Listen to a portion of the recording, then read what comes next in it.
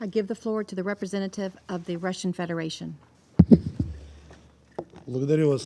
Thank you, Madam President.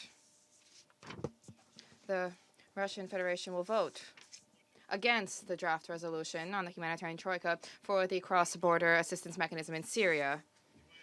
We have adopted the adoption. This resolution was now obsolete, and it fails to reflect the changes that have occurred since 2014, when the resolution 2165 was first adopted. At that point, the mechanism was established under urgent circumstances, when objectively there were no other means for the delivery of medical assistance and humanitarian assistance to areas down under the government control of the Syrian Arab Republic.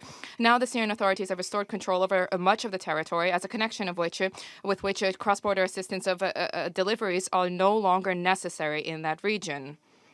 The cross-border, since with Jordan has not been used for a lengthy period of time. The volume of through the border with Iraq, according to the report, is insignificant, and this could be done as urgent areas under Syrian government control and from Syrian soil. Incidentally, I wish to note and tell my German colleague that in the report of the Secretary General on humanitarian assistance to Syria, there is information as to the fact that cross-border assistance is only for 1, not 4 million people. Let us recall that the key point of 2165 on direct access for UN humanitarian agencies to operations is not being carried out, and this has been the case over the course of all of these years. The militants continue to retain control in some parts of Syria. They are not allowing humanitarian personnel into the area, preferring to independently control the process of delivery and distribution of assistance. As a result, much of this is not being used as directed. Let us repeat that this mechanism was created as a temporary, as an emergency urgent mechanism due to the dire situation at the time. It provided for the informed deliveries of humanitarian assistance, whereas in line with international law and the Geneva Conventions, Additional Protocol 111, Article 70, and General Assembly Resolution 46182, humanitarian assistance needs to be provided with the consent of the official government of the recipient country. Given the current situation in Syria, there's a need to revisit the established parameters of the provision of humanitarian assistance. The first and second preambular paras of the resolution set out by the co-sponsors have a reference to a firm commitment to the sovereignty, independence, unity, and territorial integrity of Syria.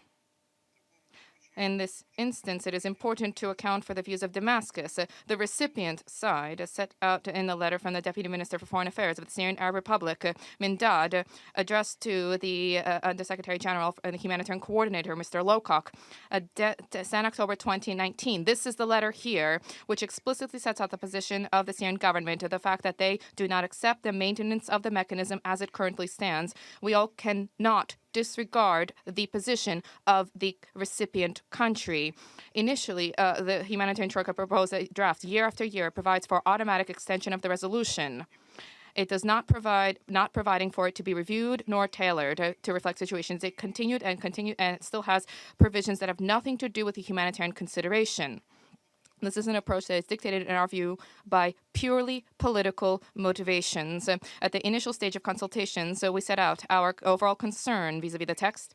Given that the work on the document we propose is not possible, we proposed our version of the resolution. Our draft is focused purely on the humanitarian aspects, while drawing down on the unused humanitarian assistance crossing points. And most important, I do wish to emphasize this, what we mentioned repeatedly, our document specifically extends the cross-border mechanism. Previously, we refrained from support of it, but we did not block this given the humanitarian needs of Syria, which we acknowledge. This year, we stand ready to support it. This provides for access of humanitarian assistance to the northwest of Syria, where such assistance remains necessary. We have done our step to meet colleagues' concerns and accommodate them. The second and third drafts were set out by the humanitarian troika. We continue to have provisions that are divorced from realities. This is not an honest approach, in our view. Once again, it behooves us to repeat the following, given that our arguments were clearly not heard by colleagues during the preparations for today's vote. At the same time, we are under the impression that our arguments were disregarded deliberately. guided by humanitarian goals. We consent to the extension of humanitarian assistance to those areas where it is necessary. A 6-month period gives us all an opportunity to consider what we can and must do to effectively use this humanitarian assistance, and this shouldn't become justification for our colleagues who stand ready to block the provision of humanitarian assistance due to the timeline for the mandate of the mechanism. Due to the above-mentioned reasons, we cannot support the draft set out by Humanitarian Troika. Hence, we call upon all of those who genuinely wish to safeguard humanitarian assistance in Syria, not to adhere to political goals, to support our draft. Thank you. I thank the representative of the Russian Federation for his statement.